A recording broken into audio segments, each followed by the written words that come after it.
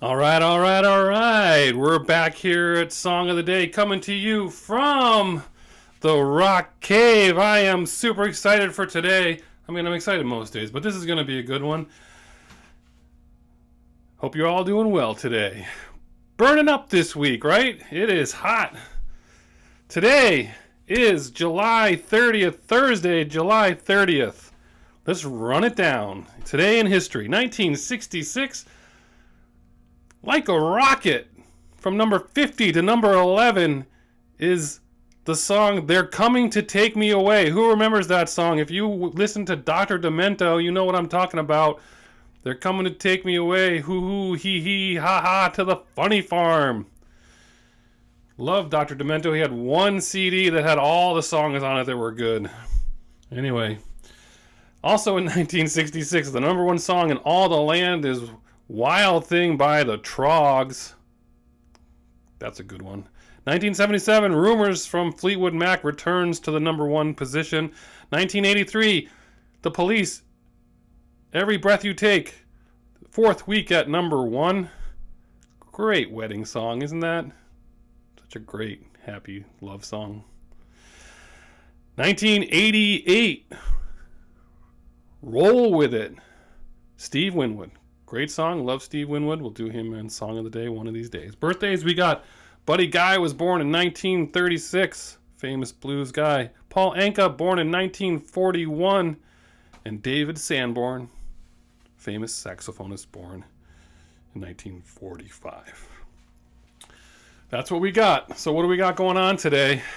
Well, this band is one of my favorite bands. They're in my top 5 bands. I think if it's hard to come up with your top band. I mean, I've already established that Pink Floyd is my number one band, right? We've already declared that. But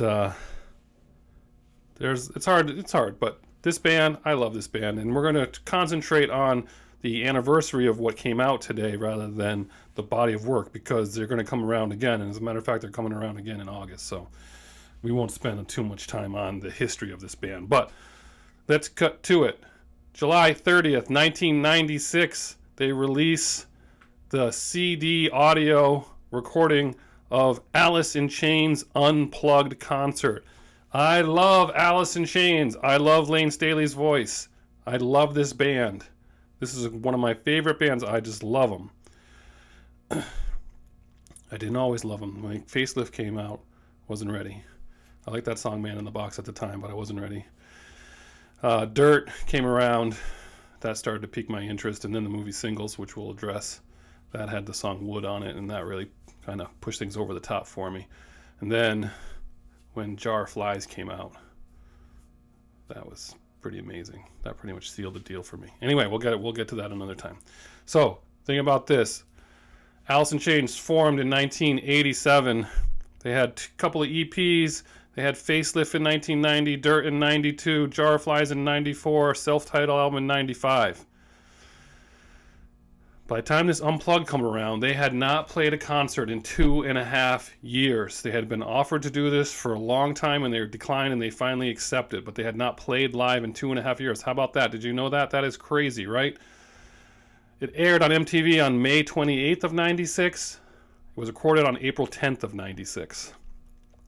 The DVD version is the long version that has most of the uncut stuff, and that's really worth it, because even when you listen to the CDs, some stuff's not included there.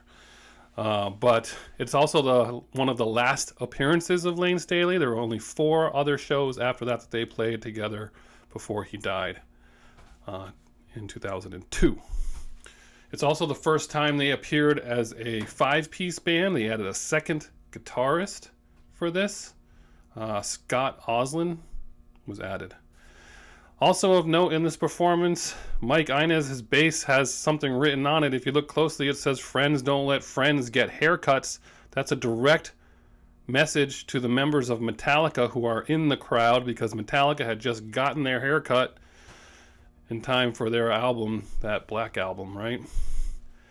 But they paid respect to Metallica. They play Enter Sandman, the introduction quickly before one song, and they play Battery intro before one song, so it's not like they were really dissing on them too much. Anyway, this album's was debuted at number 3 on the top 200 and it's certified platinum.